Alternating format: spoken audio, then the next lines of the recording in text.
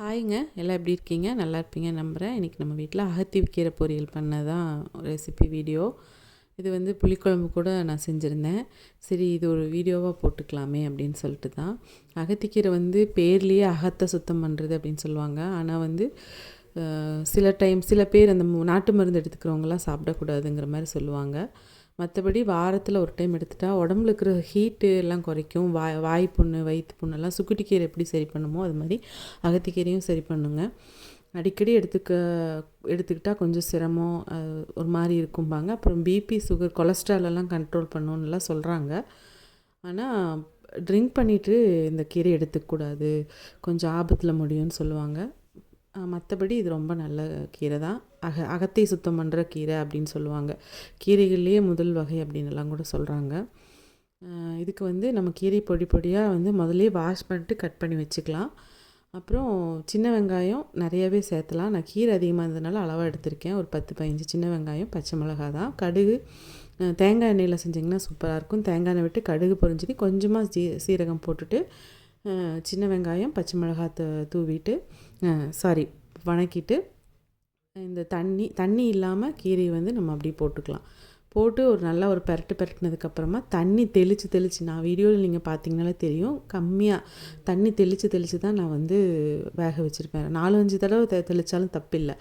ஆனால் தெளித்து வேக வச்சுக்கோங்க. கீரைகளில் வந்து அதிகமாக தண்ணி ஊற்றி வேக வச்சு சத்துக்கள் இல்லாமல் போகிறதுக்கு வேண்டாம். நம்ம சூப்பாக எடுக்கிறோன்னா கூட இந்த அகத்திக்கீரையை வந்து வேக வச்சு தண்ணி வடித்து சூப்பாக எடுத்துகிட்டு கீரையை பொரியல் பண்ணலாம். ஆனால் நம்ம டைரெக்டாக போடுறோம் அப்படிங்கும்போது அதோடய சத்துக்கள் வீணாகாமல் போகணும் இல்லையா, அதுக்காக. இது ரொம்ப உடம்புக்கு நல்லதும் கூடங்க. தயிரோடு சேர்த்த வேண்டாம்னுலாம் சொல்லுவாங்க. அது என்ன, ஒவ்வொரு நாட்டு மருந்து எடுத்துக்கிறவங்க கீரை சாப்பிடக்கூடாதா என்னங்கிறது அவங்கவுங்க டாக்டரோட கன்சல்ட் படி பார்த்து முடிவு பண்ணிக்கோங்க. மற்றபடி இந்த தாளித்து விடுறது இதெல்லாமே எப்பவும் போல் செஞ்சாலும் நமக்கு வந்து கீரை எப்பவுமே எந்த கீரையாக இருந்தாலும் நீங்கள் மூடி போட்டு சமைக்காதீங்க. கீரை வந்து மூடி போட்டு சமைக்கக்கூடாதும்பாங்க. காய்கறிகள் தான் மூடி போட்டு சமைக்கணும். கீரைகள் வந்து மூடி போடாமல் சமைச்சாதான் கொஞ்சம் நல்லதும்பாங்க. ஏன்னா அதில் சில நச்சுக்கள் இருக்கும், அது வெளியேறணும் அந்த மாதிரி ஏதோ சொல்லுவாங்க. அதனால் நீங்கள் வந்து கரெக்டாக மூடி போடாமல் அதே நேரத்தில் லோ ஃப்ளேமில் வச்சுட்டு தண்ணி தெளித்து கீரைகளை வேகவீங்க. அதுவும் அகத்திக்கீரை கொஞ்சம் வேகிறதுக்கு டைம் எடுக்கும் தான். ஆனால் வந்து கசப்பு தன்மையோடு லைட்டாக இருக்கிறதுனால குழந்தைங்களுக்கு பிடிக்காது அப்படின்னு அவாய்ட் பண்ண பார்ப்பாங்க.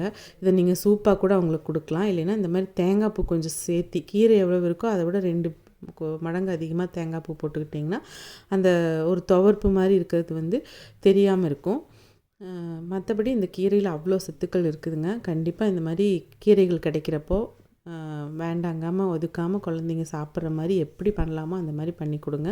நம்மளும் கீரைகள் எடுத்துக்கலாம். ஆரோக்கியமாக இருக்கிறதாங்க இப்போ இந்த காலத்துக்கு பெரிய விஷயமா இருக்குது. டாக்டர்கிட்ட போகாமல் இருக்கிறதே பெரிய விஷயம். ரொம்ப ஈஸியான ரெசிபி தான், செஞ்சு பாருங்கள். நம்ம சேனலை சப்ஸ்கிரைப் பண்ணி பெல் ஐக்கானை கிளிக் பண்ணிட்டு பாருங்கள். Thanks for வாட்சிங்க. டாட்டாங்க, நாளைக்கு சந்திக்கலாம்.